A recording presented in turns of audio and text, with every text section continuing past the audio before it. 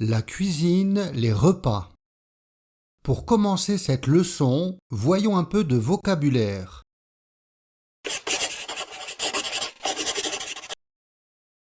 Premièrement, les couverts de table. Une fourchette.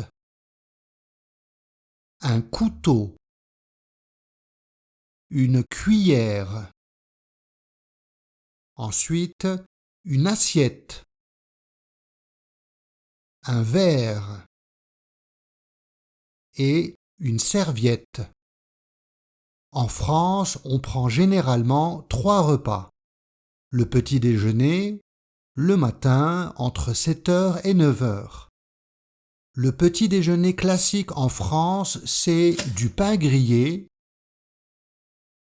du beurre et de la confiture pour faire des tartines et un café.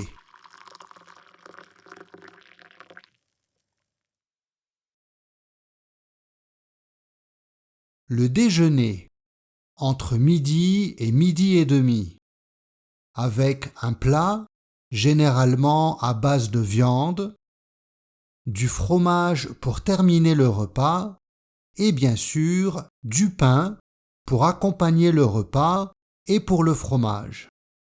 Et pourquoi pas un petit verre de vin rouge.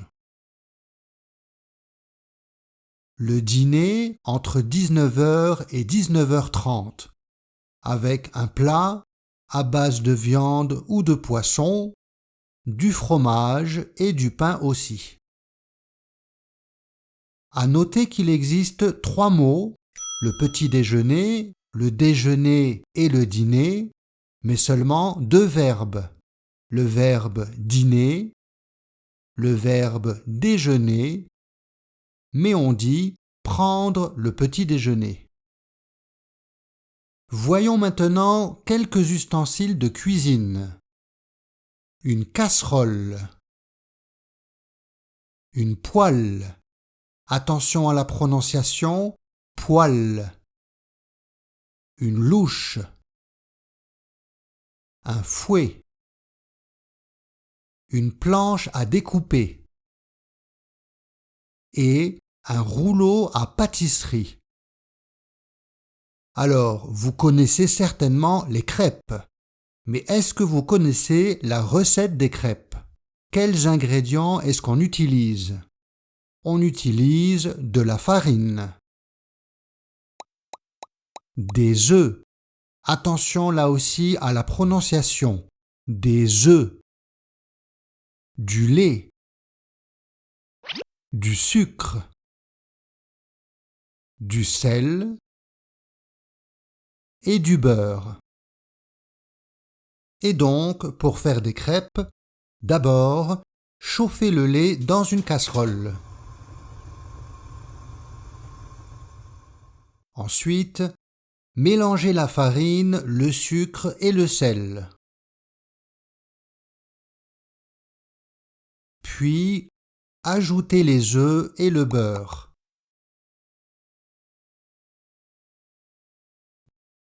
Battez avec le fouet.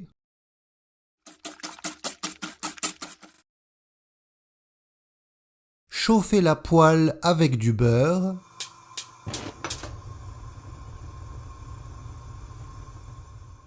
Disposez un peu de pâte sur la poêle avec une louche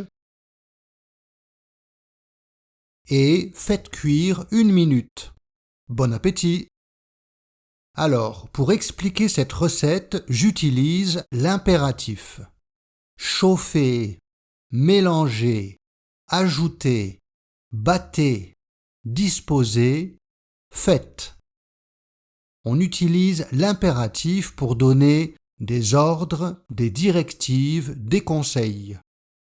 Quand on utilise l'impératif, on ne mentionne pas le sujet, seulement le verbe. Et il existe 3 formes, la conjugaison pour le sujet tu, pour le sujet nous et le sujet vous. La conjugaison de l'impératif est très simple, elle est très similaire au présent de l'indicatif, c'est-à-dire à la conjugaison habituelle des verbes au présent. Pour tous les verbes en ER, comme chauffer, mélanger, manger, etc., par exemple, prenons le verbe écouter, il y a uniquement une petite différence avec l'indicatif. Écoute, avec E, sans le S, c'est la différence avec l'indicatif. Écoutons, ONS. Écouter, EZ. Tous les verbes qui terminent en ER ont le même modèle. Le verbe aller est légèrement différent, va, sans le S, allons, aller. Les autres verbes ont une conjugaison similaire à l'indicatif. Par exemple, avec le verbe venir, viens, venons, venez. Ou le verbe faire, fait, faisons, faites. Il y a quelques verbes irréguliers, comme toujours, l'auxiliaire être, soit, soyons, soyez, l'auxiliaire avoir, et, ayons, ayez, le verbe savoir, sache, sachons, sachez, et le verbe vouloir qui s'utilise uniquement avec vous, veuillez. Pour la forme négative, on place ne avant le verbe et pas après. Par exemple, ne chauffe pas le lait. Ne soyez pas en retard. Si le verbe commence par une voyelle ou un H, on contracte ne. N'ouvre pas la fenêtre. Voilà, c'est la fin de cette leçon. Si tu cherches à apprendre le français avec des cours en ligne, je te mets les liens vers mes cours dans la description. N'hésite pas à me laisser un commentaire et n'oublie pas de t'abonner à ma chaîne. À bientôt!